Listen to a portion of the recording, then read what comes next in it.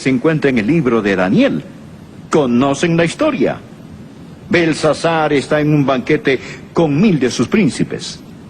De repente en la pared, en el enlucido de la pared, aparece una mano, sin brazo, y está escribiendo en la pared.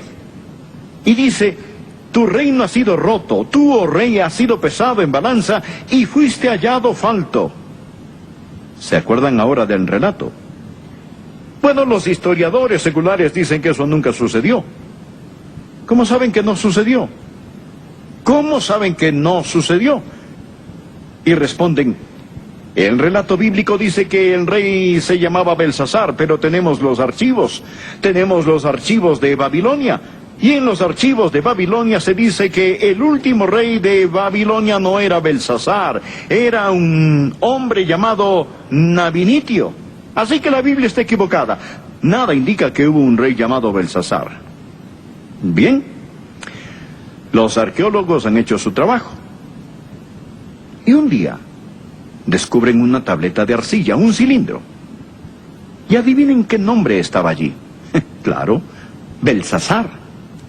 Bueno, el historiador secular tenía razón al decir que Nabinitio era el último rey.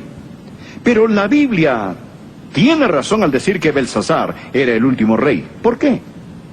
Porque ambos fueron reyes. Nabinitio era el padre, Belsasar era el hijo. Pronto se encontró evidencia que mostraba que ambos reinaban juntos. Nabinitio viajaba, Belsasar se preocupaba del reino.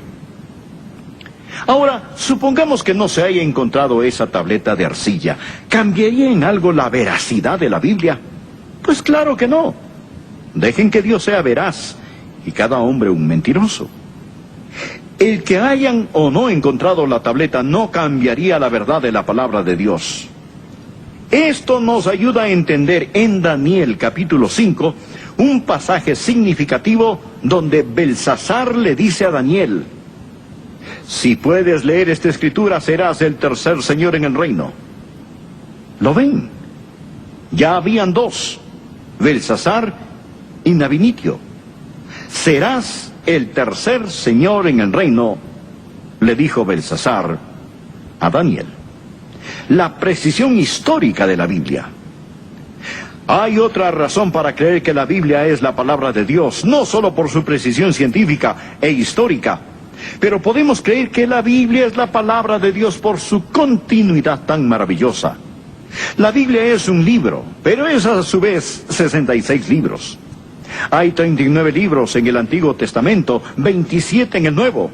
Fueron escritos por un mínimo de 40 diferentes autores y en un período de unos 1600 años. Fueron escritos en 13 distintos países en 3 diferentes continentes. Fueron escritos por una gran variedad de personas, con diferentes trasfondos.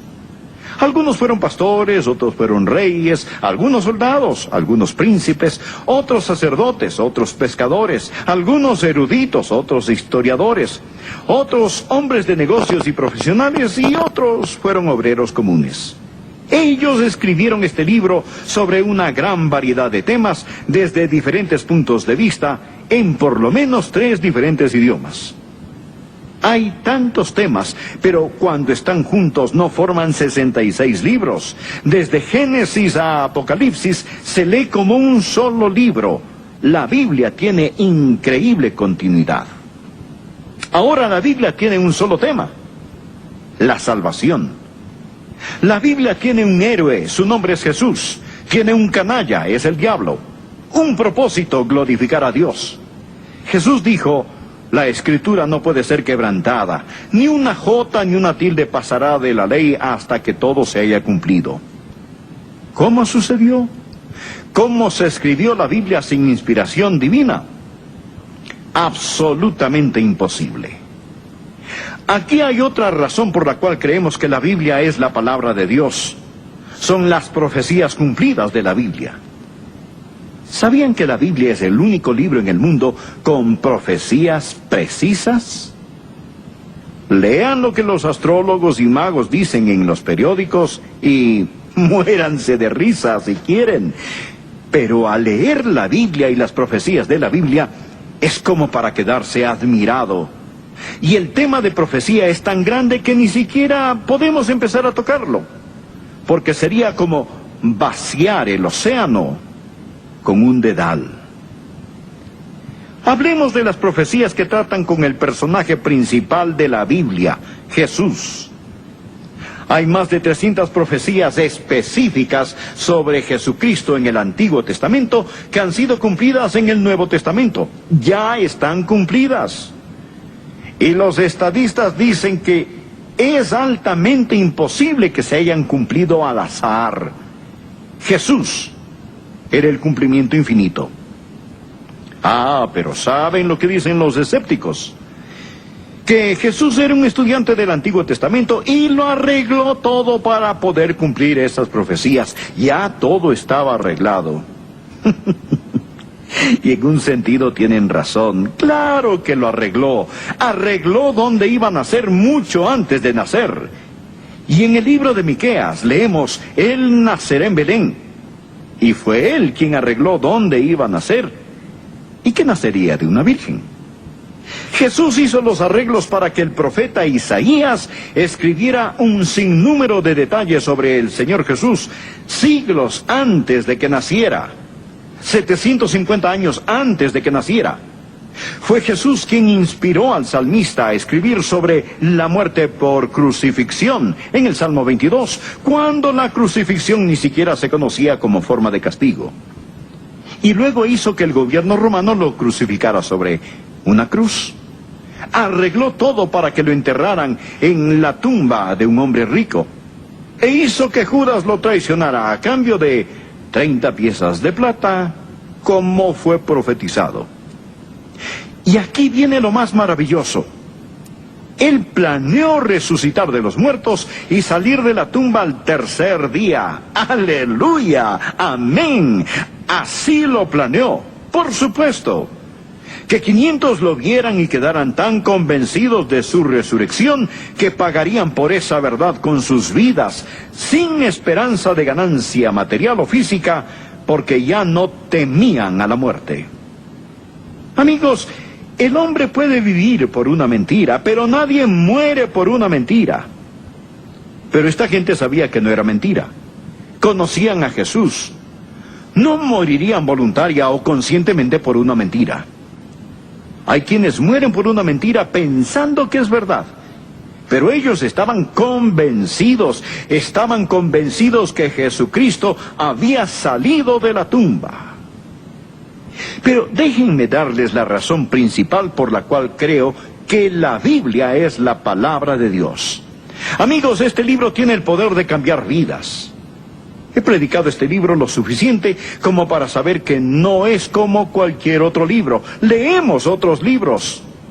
Este libro nos lee a nosotros. Dios dice que su palabra es viva y eficaz, que está llena de poder. El apóstol lo dijo, no me avergüenzo del Evangelio porque es poder de Dios, es la dinamita de Dios. Su palabra es una espada, es como una semilla, es como pan, es como martillo que quebranta la piedra. Hay gente que me escucha predicar. ¿Por qué me escucha? Quizá por curiosidad, quizá para criticarme.